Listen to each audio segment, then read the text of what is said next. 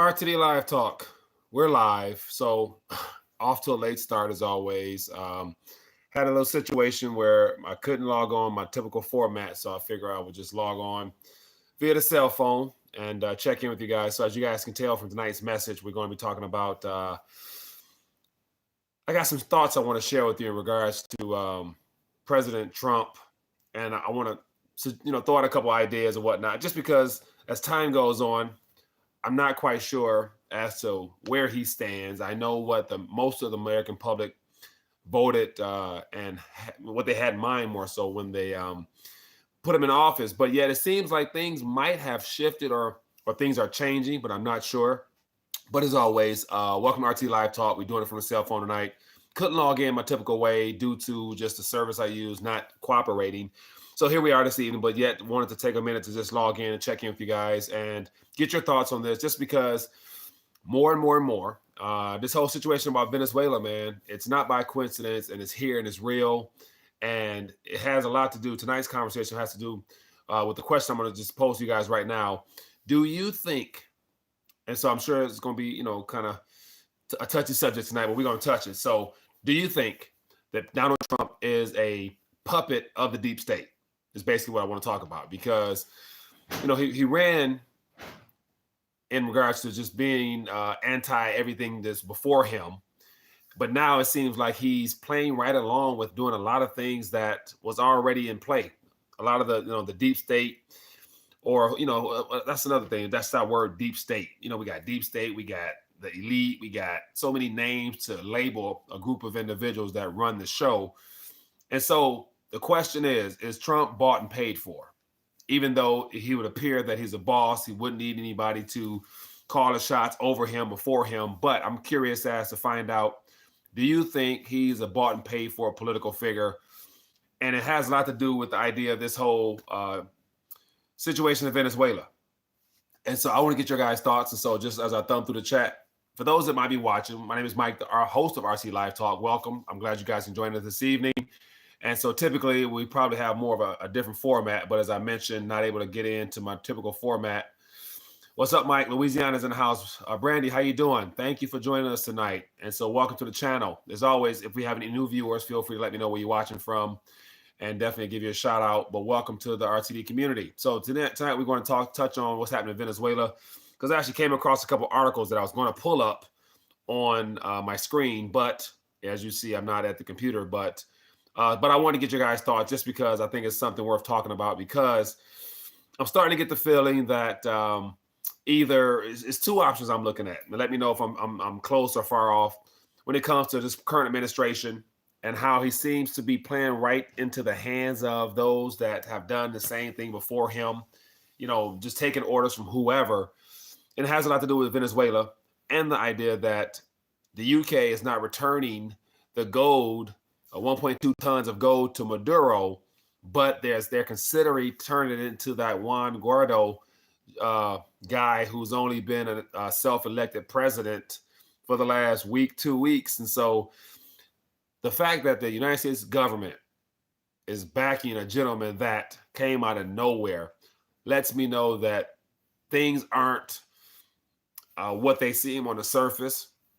And of course, we touched on it last night that oil is the primary reason why, we're putting pressure on Maduro to leave office, and also the factor in that Russia is coming into the country pretty soon to work on having rights to the mines or whatnot. And so, how is this going to play out? Will we have war within the next couple of weeks? And so, given this government shutdown, can it be a situation where, as the government implodes again after 3 weeks, between now and then, perhaps we go to war, because it diverts people's attention from the immediate pain of our government shutdown again. And then also it forces Congress, because it looks like a lot of political figures are behind this. We have to, remove the Maduro regime. And so it could be a way for Congress to pass some type of, war act or something of that nature to go down to Venezuela and to remove Maduro by force. And so I actually came across an article in regards to, it looks like, according to a source on the internet, that the United States of America, I believe, will be sending or is sending 5,000 troops down to Colombia's border. And so I don't know if that's like an open, and let me see, I'm going to see if that's an open, if that's an open article that's U.S. to send troops to Colombia. And I came across that via video that was listed in the news category. And so if he's sending 5,000 troops, okay, so I am correct. So Washington Post, USA Today, and Bloomberg are all reporting that 5,000 troops, John Bolton notes, raises questions about U.S. military role, troops to Colombia to spark speculation. So once again, why are we sending troops to Colombia's border if we weren't looking for trouble? Because there's no way you can go sit on a border and not pose a threat to a country that already is, right now probably extremely fearful of invasion, foreign invasion. And so mark my words on this one. If this 5,000 troops is really going down, don't be surprised if, as like always, Russia sends 5,000 troops, possibly, or 1,000 troops, or some missile defense system type things to sit on the other side of that border in Venezuela, or could possibly already be there to counteract any type of U.S. intervention. And so let me type this in, send troops to Colombia. And so I regret not being able to log in my typical format tonight, but with that being the case, we're going to try to make it work anyway. And so I want to actually pull up an article so we can thumb through it. And so as of CNN, there's a couple articles out here. So it is official that, and so to give you guys an idea, this is, if you guys can see, if you can see, this, I type in 5,000 troops, 5,000 send troops to Colombia. We got articles up here. So I did hear something correctly. And so it's as of yesterday. So here's the thing. What good comes from sending 5,000 troops to the border of a foreign country that is already fearful of being invaded, and you're actively participating in the disruption of a democratic elected official, or what, I don't know, however you want to call that. But once again, why are we so involved with Venezuela when it's been a problem for several years? Answer is easy. Over the last 2 or 3 years, since Maduro has ignored sanctions, what he's done has buddied up with all of our enemies, Russia, China, Turkey, you name it, all those countries I showed the other day that are in support of Maduro staying in office. He's been buddying up with those guys. And by buddying up with those guys, he has already really basically, he removed the dollar. And that's what this is all about, people. Ultimately, Maduro removed the dollar from trade. And so I'm going to pull this up for you. So for those that may just be joining us, may not be familiar with what I'm talking about, Maduro denounced the dollar in trade in the country. And so I knew that. And so here we go. So here's some articles here, just so you guys can understand what I'm talking about. Let me get this good angle. So let me cover up this light here so I can get a better angle. But here we got some articles here that I'm referring to, that I'm reading off to you guys. But it says, Venezuela military backs Maduro as U.S. warns U.S. It says, Maduro says Venezuela is breaking relations with U.S. gives American diplomats. And then scroll back more, it talks about how there rejects the EU call for new election. And so the dollar in trade, denouncing the dollar in trade is the reason why military intervention is coming.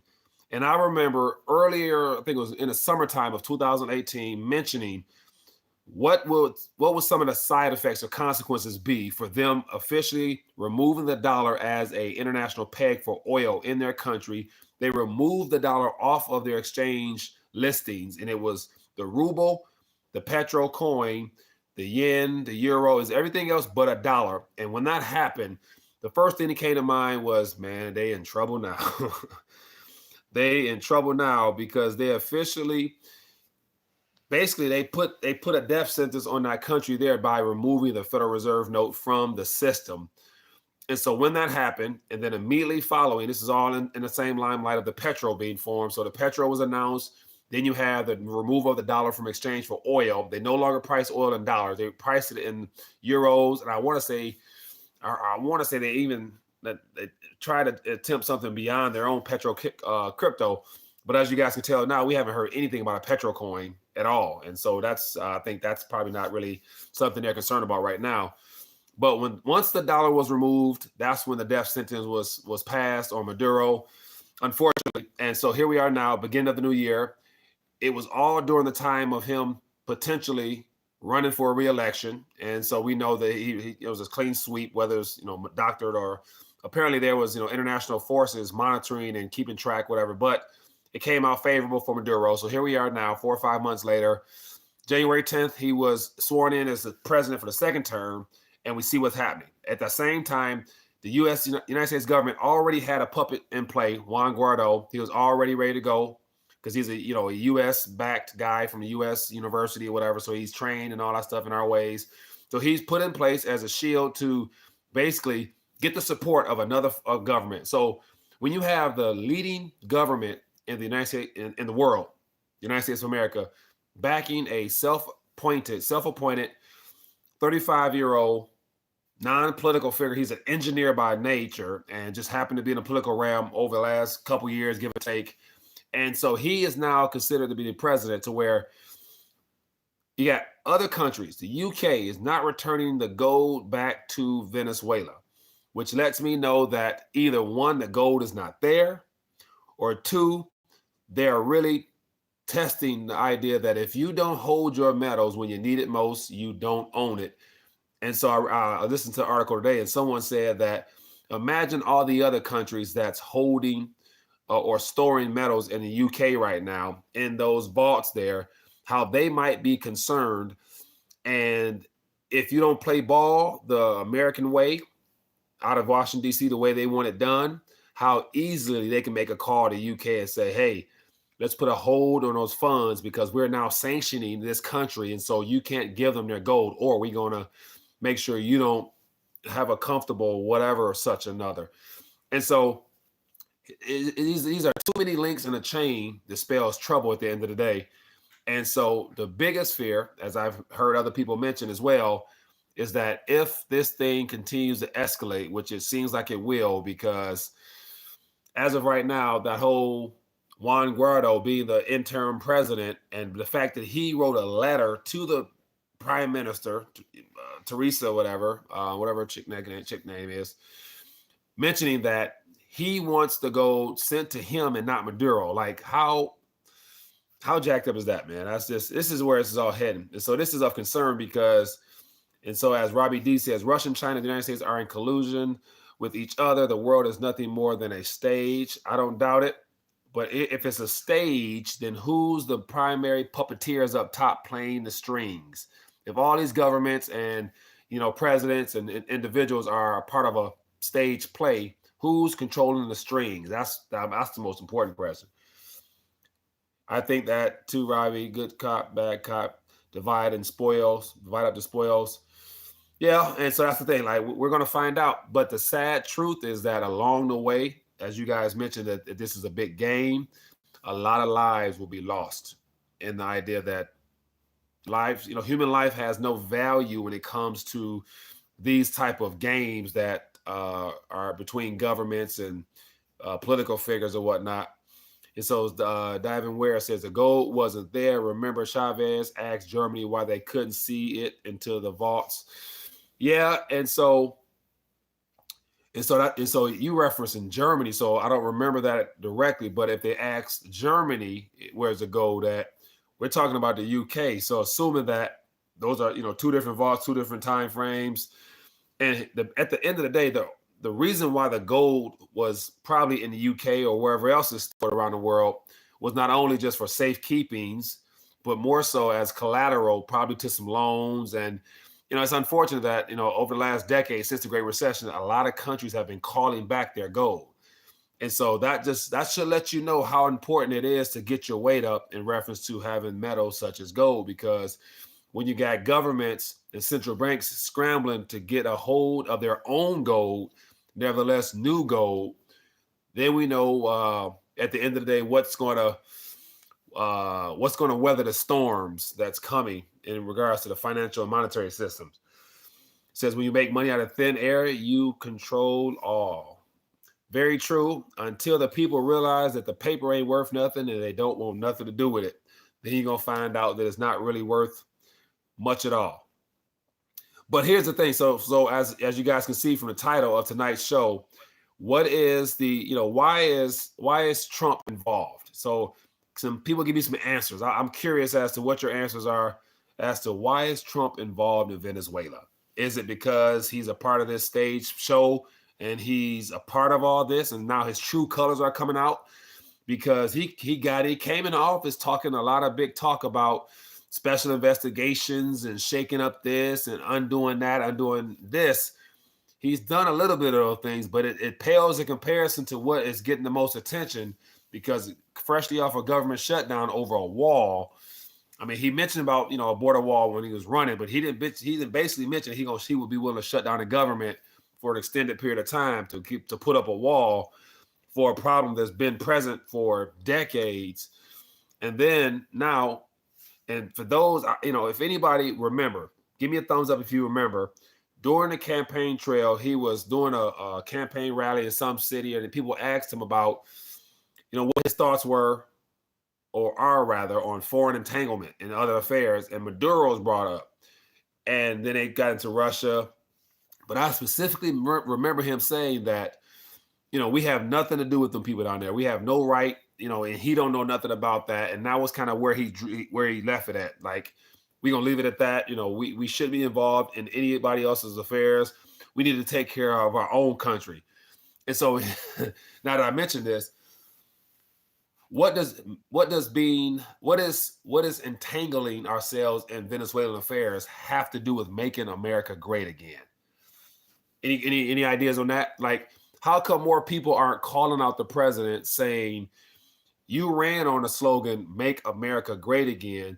So what in the hell are you doing going down and doing all this activity in Venezuela? Because those are two different extremes. Venezuela, in reference to what most people think, has nothing to do with our country, but yet you're, still wearing your Make America Great hat when you do press conferences talking about we need a wall. But on the other end, you're talking about, supporting a non-elected official as president and backing him and sending him aid and confirming him and getting the world to support a stranger. Yeah. So these are all things that leads me to suspect, to wonder and to question the true nature of our president. I was never really like 100% for him, didn't vote for him, wasn't 100% back. And if we go back to some of my old videos, I reference the fact that, I think this guy's a Trojan horse, man. Like, I was really, and still feel like, until I see, my thought was, until I see those special investigations into his opponent, his presidential candidate opponent, to come to fruition, I wasn't going to stand or really, be like a hard die-hard fan saying, hey, you got my thumbs of approval, because I ain't seen that yet. And it doesn't seem like it's coming at this current point, but yet we're getting involved in a lot of other affairs. Says Trump is not in control. Trump is a big mouth. That's it. Just a suit. I have subscribed to a guy named Florida Marquise. He's put out content daily on Venezuela politics. Ivar, let me know what's going on with that. Definitely, I love keeping in contact. I'll definitely check him out. He saw the JFK murder tapes. James, yeah. Yeah. So I would imagine, by him being one of the elite for decades upon decades, he probably already knew what really happened and how things played out long before him deciding to run for president. So that's the thing. Now he's in the full know of what goes on behind the scenes and who's been involved in what. And so did he turn? Did they turn him to where he came in with good intentions on making America great again, but yet they said you can keep that slogan going, but yet there's some things that you can't unwind, because if you do, everything's going to fall apart and it's all going to be pointed back to you. That's kind of what I'm getting the feel for, that he realizes that in order to make somewhat whatever Make America Great is, if he continues on that narrative, he's going to have to sacrifice something and play hardball with those that are already controlling things. And so that could be his way of saying, okay, we just got this government shutdown. That's me disrupting some things in our country. So to cooperate, I'll let you guys, and I'll promote, let's go down to Venezuela. Let's get Maduro out of there. So I'll play along with that. And you got my support because I'm going to do this on the other end as well. So, man, these are all things that are confusing the hell out of me. And I wanted to come on tonight to talk about this just because after hearing and watching all these Venezuelan articles about the idea they're holding gold, they're not returning gold, man, that's just bad business, man. That's bad business all around. And so imagine, once again, if you had some stuff stored in a vault outside in another country. I remember a call last night asking about storing metals in foreign countries. And this is a primary example for a government, a country, a government, a president, elected or not, put in a request to get his metals back in his possession. And he was told no. So if it can happen to a sovereign government, elected official or not, it can happen to you as a small mom and pop investor, or if you're a big wig, whatever it might happen, it can happen to you. So that just plays into my idea of if you don't own it, if you don't hold it, you don't own it at the end of the day. That's what it is, man. But anyway, so what I'm going to try to do is, we got a couple of people watching as always. For those that are tuning in, and if you got some thoughts you want to share via phone line, I got a phone line here, 1-833 live RTD. I wouldn't mind trying to take a call or two. So if you call in, I'm gonna try to put you on speaker, and so we can hear you, so I can hear you, so we can go back and forth and have a little live discussion tonight. And so Donovan, it says, anybody's follow Dave Ramsey idea.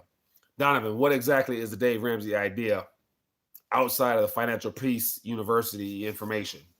I'd be curious because I don't think Dave doesn't really talk much about anything beyond his subject matter of promoting his 7 baby steps.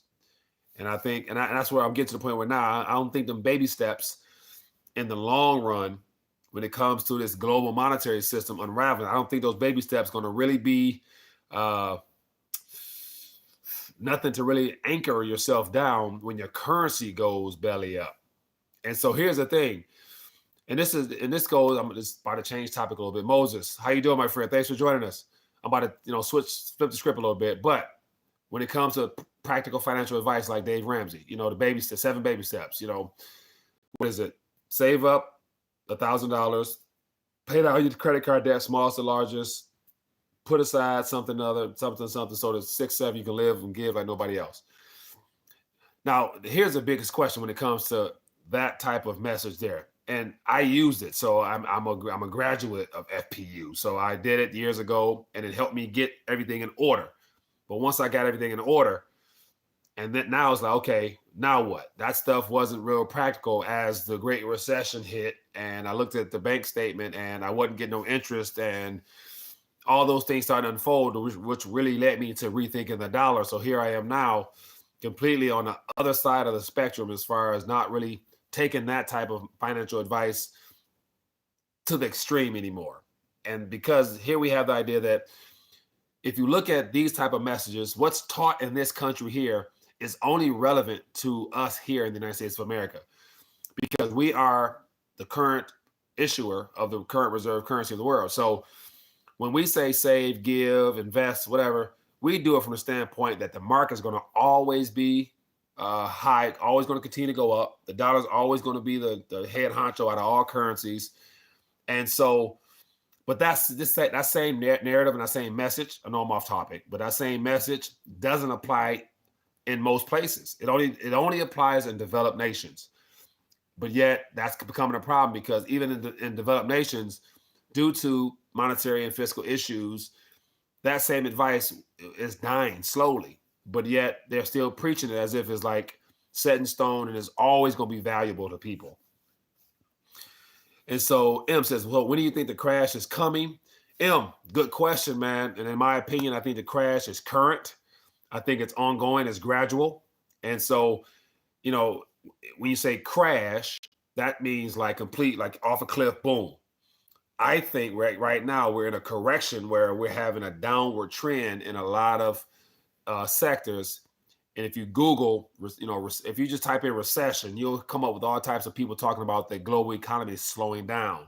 And they give you all types of indicators saying the housing market is not doing well. Then we know what happened in December, the stock market jumping up and down. Then we also know about the dollar, the Dixie right now is heading into a bear market again. And so we got so many issues of things going downwards. Lets me know that we are currently in a correction. And so things are correcting right now. Now, whether or not there's going to be one particular download that tips over that causes everything to just fall over, it's going to come eventually. But I'm of the mindset that the recession is officially now. It just hasn't become quite obvious as far as what we typically look for. And we usually wait until there's a flat out drop or a immediate dip. And so if like the Dow dropped 30 points, that would be considered a clear flash bear drop recession type of problem. So it's underway right now is what I'm saying. The correction is underway now. And so I believe that has a lot to do with us getting involved in all these foreign affairs because we need war. We need ways to grow this economy because as of right now, there's no real growth coming from many sectors. So the best method for growth usually tends to be war. And so whenever there's war, there's need for borrowing. Whenever there's borrowing, there's need for military, air, planes, labor, voice, soldiers.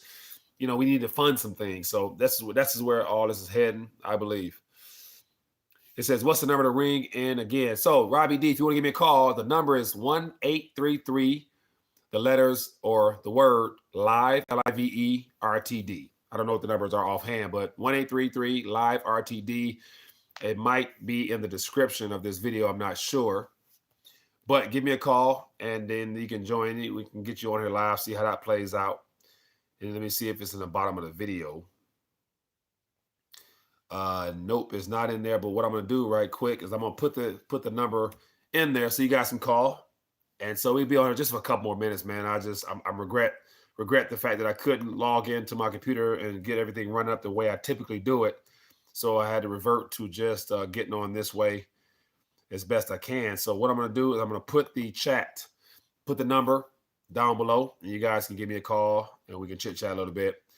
And more importantly, if you guys are on here, don't be afraid to hit the thumbs up button. I don't see any thumbs up thus far, and thumbs up usually tends to help more people discover this type of communication in the evening, which is good to say there's not many channels right now just talking about possibilities of war, why it's happening, and how it's going to impact us. And so I think more people definitely needs to find out what's going on with that. But we got a call. So let me see what we can do here. Hello, caller. What's your name? Where you calling from? This is Pat from Alabama. How you doing today, Mike? I'm doing good. Pat from Alabama. What's on your mind tonight, my friend? Well, number one, you're talking about Venezuela, and oh my God, them evil Russians and evil Chinese will come in there and support them people and fight for them. Mike, look at a map, that one you've been showing up on your little cell phone. Yeah. And the logistics train is way too long for either one of those countries to be of any good. We can take that. Yeah. The other thing is, the reason we're involved down there is a thing called the Monroe Doctrine that has been around for a long, long time, and we're not going to let that go as a nation. All right, now watch this. For those that may not be familiar with it, including a little bit of myself, give us some you're insight. Breaking up on me. Say that again? You're breaking up on me. All right, 1 second, just because I got on speaker. So give us a little bit of information into the Monroe Doctrine, for those that may not be familiar with it. Well, we had a President Monroe that the French decided that they were going to help the Mexicans in their Revolutionary Wars. Mm-hmm. And President Monroe said that no foreign power would interfere in the politics of this hemisphere. Mm. So with that being the case, so you see, so as far as interfere with our political system here, or anything related in our, as they say, in our best interest? It's basically, I'm not going to paint it in our best interest. Yeah. Monroe basically said that if a European power, or any power for that instance, came forcefully into South America or our hemisphere, mm-hmm. that we would react to it unfavorably. Mm-hmm. Yeah. Yeah. So the Monroe Doctrine is what makes this so important and puts America square in the middle of it. And we got to remember that it wasn't 2 or 3 weeks ago we were wringing our hands about these poor starving Venezuelans that lost 30 kilos or whatever. Yeah. If we let this go on, just as it is, just stand back and watch, you're going to have a knockout down there. Yeah. Yeah. Now, American troops are going to put their boots on that ground now. It'll be done by Colombians and the people that surround them. Will we pay for it? Oh, yes, we'll pay for it. And we'll pay to rehabilitate that country, too. Yeah. But your answer is the Monroe Doctrine. All right, man. And so once again, it's always great to get people to chime in and share their thoughts. And so definitely, I would have never suggested that. So I appreciate you, Pat, as always, my friend. Thank you. Okay, and the other thing that's most important is the distance between Venezuela and Russia and China. They're not going to be able to logistically support them in a fight. Now, what's the chance that they have some missile cruisers or something en route as we speak, or they already have a couple Air Force planes or whatnot already in Venezuela because they've been doing training exercises and things of that nature. So there's already some Russian presence in the country, not enough to really probably do any big, any to really defend anything, but they already have somebody there. So they do have boots on the ground in Venezuela. Russia does. So if anything happens where you touch our Russian citizens helping out Venezuelans, then is that like, okay, now all gloves is off, now we're going to war because you touch some of our own type of thing? No, not at all. Look at Turkey. Turkey shot down a Russian airplane. Yeah. A fighter jet. But you better believe Erdogan called and apologized and came up with all types of reasons to why it's a mistake. And Putin always, not to defend Putin or say he's this, whatever, but he always plays the high road. He never falls for the okie doke, as I would say, as far as like, because they've been testing him forever. And the fact that he's been able to keep his cool and not respond when he's lost lives of his own citizens, and he's looking very merciful and not doing what he probably should do if he was a hothead type of guy. So I'm getting he's been painted as like a guy that's thinks ahead and was playing it cool when it comes to this irritating force on the West Side. It continues to piss him off, I'm sure. Oh, I'm sure too. The man is brilliant. There's no doubt about it. But getting back to Venezuela, it's a distraction. Mm-hmm. Yeah. It's all a distraction. Yeah. I don't doubt it, man. I don't doubt it. We're going to see how it plays out. Definitely before the spring, there's going to be some final decisions made, which could impact our world or just our own economy. So it's going to be either one of them, I believe. So, but Pat, man, I appreciate you calling. Got a couple more people on get up here. So thanks as always, my friend. Appreciate you. All right. Have fun. All right. Have a good one. Yeah, man, that's good stuff there, man. That's good stuff there. So let me know, I'm some volume-wise, could you guys hear? Give me a thumbs up if everything came through clear as far as the audio is concerned, because I got a couple people that called in. I rejected the call. How important oil is majorly important. Like, we mentioned last night that a part of the reason why we're going there has to do with oil as well at the end of the day, because Venezuela is probably the most untapped natural resources of billions upon billions of gallons of oil that hasn't been refined or is still in the ground. So they damn sure don't want Russia or China to get their hands on it as much as they already have. So oil is the ultimate agenda. But yet what started all this, as I mentioned before, is the de-dollarization, where Maduro moved out all dollar-denominated assets to basically make way for the Russian ruble and everything else. Hello, caller. What's your name? Where you calling from? Hello, this is Robbie D from the UK. Robbie D from the UK. Me? How you doing, my friend? Thanks for chiming in from the UK. How's everything going in your area?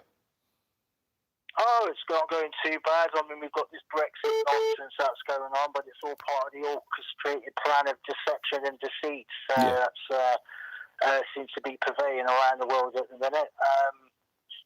I'm enjoying your show. Thank you, sir. And the subject matter.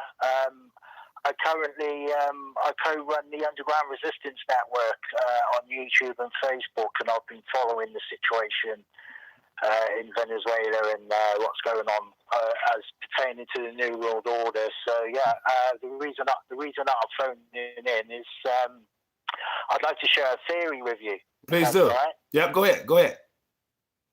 Yeah, well, obviously, as I said, I run the Underground Resistance Network, and about 3.5 years ago, I came across something on the internet which I found quite interesting, and basically it was this theory, and it was called Satan wants you to know that 9/11 was an inside job. Mm-hmm. Yeah, mm-hmm. And the thing about this theory is that it was scrubbed from the internet not once but twice, and the thing about this theory is that I'll relay it to you. Basically, it was talking about Satan as an entity, being a very intelligent person, mm-hmm.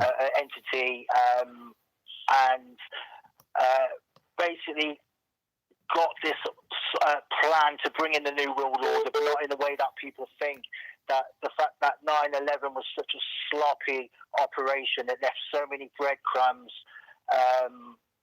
for people to follow, to people like yourself, myself, to research and follow this trail back, yeah? Mm-hmm. And this trail would lead all the way back to the Rothschilds and lead to all the elites and all the people that are bringing in this New World Order. And basically, the plan would be to basically throw everybody under the bus, to throw the Rothschilds or the 13 bloodline families, all the people that are being exposed right now, and basically the satanic agenda that's being exposed, the Pizzagate, the QAnon, all this stuff, bringing that into the open to basically show the world what's been going on behind the scenes, to make them believe that they're going to destroy the New World Order, basically. But the plan is that instead of destroying the New World Order, a system will be put into place that everybody will consent to protect themselves from the Satanism, the child sacrifice, all the stuff that we've spent all these years exposing. Mm-hmm. Yeah, but to destroy the satanic agenda, but in its place, they will put the Luciferian agenda in its place, basically the one world religion, the one world government, the whole thing. So this is where Donald Trump falls into this, yeah? Everybody thinks that he's going to make America great again and all that. Well, it looks all good on the surface, but people need to do a bit of research into the guy. He's Jesuit trained. Mm-hmm. He's a self-confessed Kabbalist. He's by all accounts a high degree Freemason. Mm-hmm. He's subservient to Rome, basically. Yeah. He has been put into this position as the part of the Hegelian dialectic. Yeah. Mm-hmm.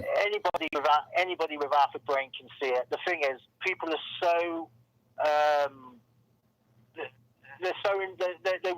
they want to choose a side. They want to be a Democrat or a Republican, left or right. It's part of the Hegelian dialectic. People are so deceived into themselves that they don't realize there's a bigger picture going on. That things like Venezuela, with the situation, Venezuela is a beta test, right, for the rest of the world. Yeah. Right, when they bring the economic world collapse, which it will do very soon. The whole world is going to be in the same position as what Venezuela is at the moment, because at the end of the day, you can have China and Russia against America and all that, but in reality, they're all in collusion with each other. Yeah, I don't doubt it, man. The Bible even tells you about this, that all the nations behind the scenes are all in collusion to bring in this one world government. Yeah, 100%, man. Now watch this. For the website you referred to and the organization you're part of, do me a favor and put the link or whatever to your Facebook group or to your website in the chat, and I'll make it visible for everybody to see, and definitely I'll come over and check you out, man. Okay, that's cool. I mean, we do have a YouTube channel. We haven't actually broadcast for about a year. We're going to start up again. We'd love to get you on the show at some point. Definitely. Yeah. Feel free. Go to rethinkingthedollar.com. Shoot me an email. Let's connect. And I'd love to be a part of it, man. Thank you. Okay. Thank you. All right. Have a good one. Thank you. Yeah. Yeah, man. Good stuff, man. It's great to hear from people from across the pond, and we miss a lot of calls. So feel free to, shoot me a call back, and I'll answer and get you guys on here. But once again, doing a different format because computer wasn't able to get up and running the way I wanted to. So I didn't want to, not do a video tonight. So I figured I would just do it this way. But anyway, people, it's always good to hear different people's, perspectives on how and what and everything. This is how this is all turning out. And so it's always good to, hear different versions of the story. So, hello, caller. What's your name? Where you calling from? Hello? Yep. How you doing? What's your name? Where you calling from? Hi, Mike. This is Chief from Chicago. How you doing, man? I'm doing good, my friend. How you doing? What's on your mind tonight? Hey, just looking for that last caller. I thought that was very interesting. So, shout out to that person. Hopefully, they do drop that link in the chat. Yeah. More information.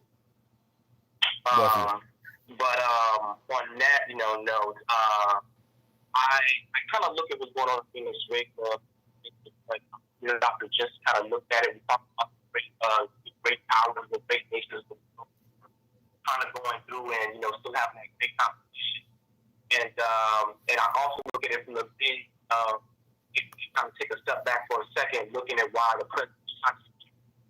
One of the things that we don't talk about in relation to China, the U.S.-China trade war, is that China has been dumping a lot of their products in places like Mexico.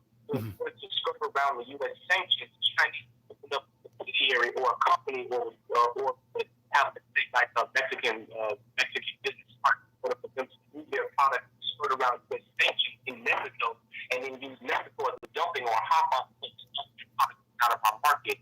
Ergo, having the president needing to build that wall, stop also that kind of activity going on. Mm-hmm. So when you have a Venezuela moment going on, again, I last call said something about, talked about the minimum one document. If you really have China or Russia, coming through either with their business or that kind of inside of South America, quote unquote America's domain, it would kind of crazy. Yeah, man. Interesting, man. That's a good perspective there, man. Man, that's good stuff. That's the thing. Like, it's always good to hear different people's angles and approaches, man. That's I haven't heard that one before. So thank you, my friend. Good stuff. No worries. Appreciate you, man. Thanks for calling in, man. Thanks for the support and thanks for that comment as well. All right. Yeah, be good. Yeah, man. That's real. Yeah, feel free to call back in, man. We got a couple more minutes, then we're going to call it for tonight. But I wanted to throw out that question tonight, man. Why is Trump involved in Venezuela? And so we're getting a lot of great, possibilities as to why that is. A lot of people say, of course, it's a lot bigger than him. Got somebody from the UK mentioned that he's basically a puppet. He's he's part of the whole sheball anyway. And then we got some approach on just, triggering everything back to China and Russia and what they're doing close to our borders and whatnot. So it says, Mike, we are witness to the end of industrial civilization. I don't doubt it, man. I don't doubt it. Got another call. Hello, caller. What's your name? Where you calling from? This is Morgan from Florida. Morgan from Florida. How you doing, buddy? Pretty good. How are you? I'm doing good. What's on your mind this evening? Yeah, I just wanted to comment on the Venezuelan politics. Yep, go ahead. Yeah, I don't know too much about it.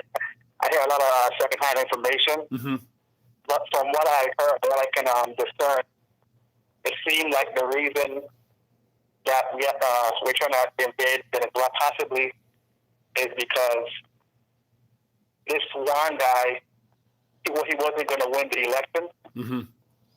Like, essentially, let me get his name real quick. I have my notes, but I don't okay. Essentially, when Chavez gave it over to Maduro, I'm trying to remember, Maduro was in from 1992. I forgot who Maduro was running against, but some say that the guy Maduro was running against, he was like an elitist, like he was for the bank. but he lost the election. Yeah, so since he lost the election, President Maduro, he was recognized as the legal president. So they couldn't do anything about Maduro. So they've been waiting for him to get out of office, essentially. Yeah. But there's one Guadillo guy. Some say that they know he wasn't going to win, so he just like pulled out. Yeah, and so I wasn't even. So I was thinking, like, I'm not even sure. I didn't get the backstory. I just know that he's self-appointed and backed by the USA, but yet he was not elected by the people, which is the biggest issue.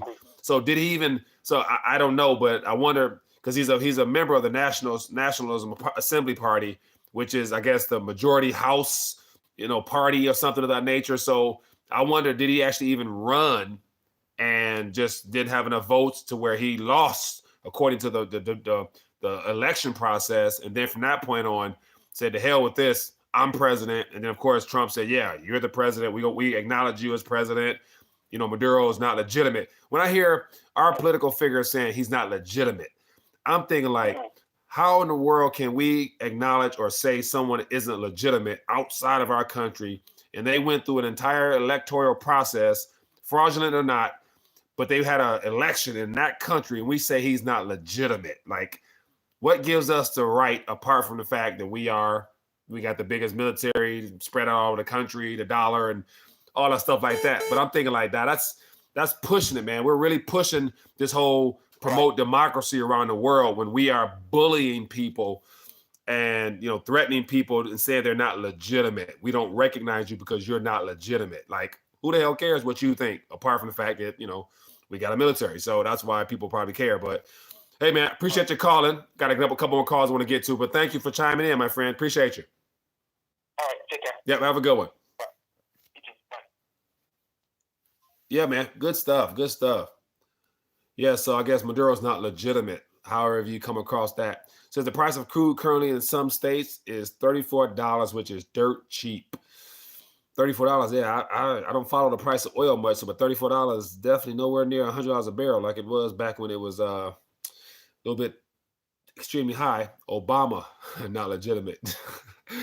Yeah, better be careful who you say that around. A lot of people, a lot of people support their president. Like, I knew it was an issue with the last administration when African Americans made it personal.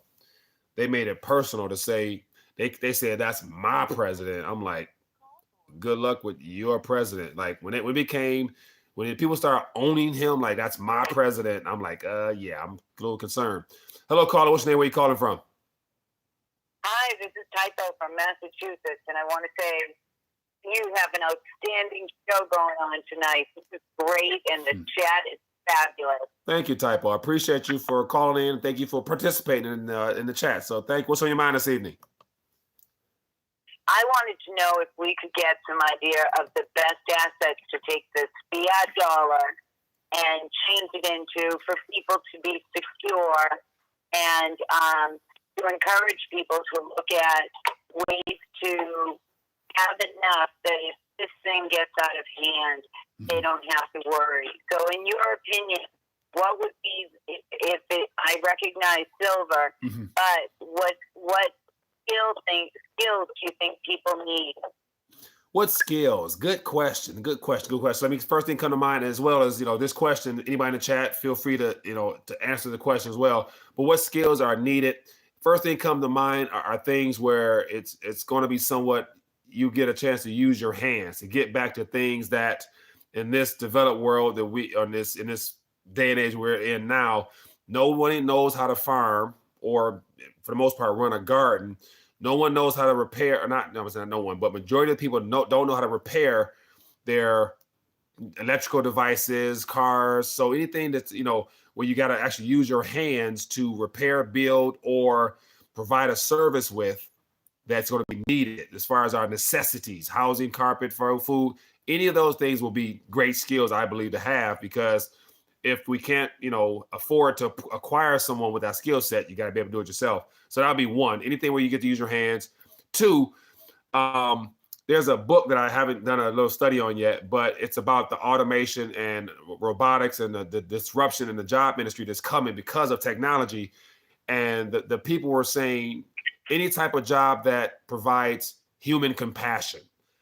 And so social work, I mean, like social work, but like whatever, there's a couple of job fields that work directly with people to help build up people's spirits, like that touches people's souls, like, so music, so anything that can get people, feeling and experiencing things in the midst of drama, turmoil, hate, pain, suffering. People need hope. So anything in the arts directly, like music, definitely, being able to sing, it might not be a viable skill to make money, but yet it's going to be something to get you through on a spiritual, on a social note.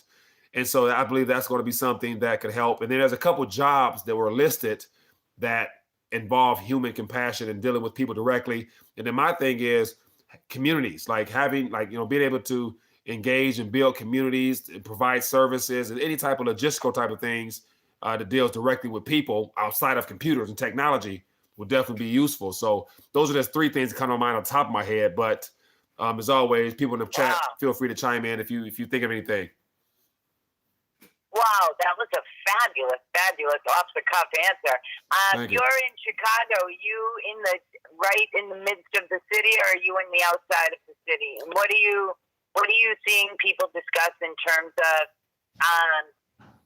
removing themselves and getting into different communities that are cooperative so we can work together? Right. So I am in Detroit, right on the outside, born and raised in Detroit, a little bit outside right now. But as far as the buzz in the city of Detroit, there isn't much that I'm in tune with as far as just getting a pulse as to what's going on, because the city of Detroit during my entire lifetime has changed drastically to where, we probably had a population when I was younger of maybe 1 million plus. Now it's, 200,000-300,000. So it's really hollowed out, and most people now have moved out. And so the metropolitan area, the suburban area has grown. And so it's when you say Detroit encompasses pretty much the bottom of the thumb area. So it's a lot of area that's called Detroit now. Everybody say they're from Detroit, and it could be like an hour away, but you're still from Detroit because you just know, just from geographically where Detroit is. But with that being the case, Detroit wise, man, it's not much going on here. A lot of things are happening downtown Detroit. And so all that the revitalizing of the city, it's overpriced. So it's pricing out a good portion of the original residents of Detroit. And so we have a lot of people in the suburbs moving back in downtown, which is pushing the middle class, lower income people out of the city. So I'm not sure how it's going to play out in a couple of years, because I'm not sure where people are going to go, because they can't afford to go outside the city, but they can no longer afford to really stay in the city. So I don't know how Detroit's going to be positioned in the next couple of years as far as demographics and, just overall race and how that plays out. So that's kind of what's happening in the city of Detroit. Nice. Great overview. Really. Thank you so much. I'm sure you have a list of callers, so I'm going to make it fast and just say thank you. That was terrific. My pleasure. Thanks for calling in, and thanks for being involved in the chat. Appreciate you. You too. All Bye-bye. right, have a good one. Yeah. Yeah, man. That's what it is. That's what it is. Mike, talk about Venezuela, repatriated gold, low blood pressure. So, yeah, we touched on it a little bit earlier, but the idea that Venezuela, Maduro put in a call for his $1.2 billion worth of gold, and apparently the Bank of London said no because they're under sanctions and whatnot, and so they've been told by the U.S. not to participate, so the gold is not going back.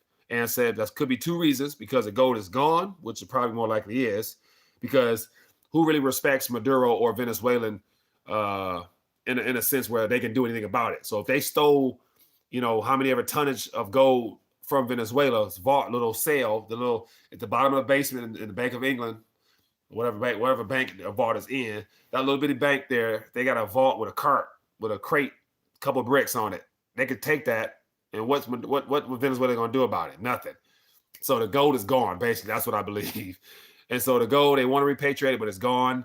And the goal is to not fund Maduro whatsoever, because the media is saying that if Maduro gets that gold, he's going to sell it. He's going to pocket it on his way out of office.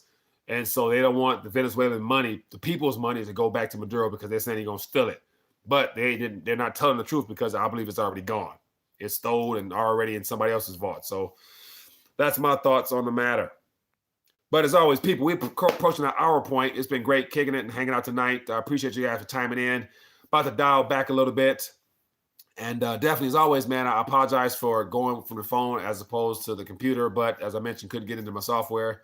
But I want to definitely, get on. And so hopefully you guys enjoyed yourself. And so with that being the case, as always, appreciate your support. Thanks for tuning in. More importantly, give this video a thumbs up if you've enjoyed the back and forth thus far. And we'll be back on tomorrow night. Hopefully I'll be back up to my normal format. But worst case scenario, you know how we can talk. We're going to do this. And hopefully you guys can hear the audio side of things as well. So other than that, be blessed, be safe, and I'll see you guys later. Peace.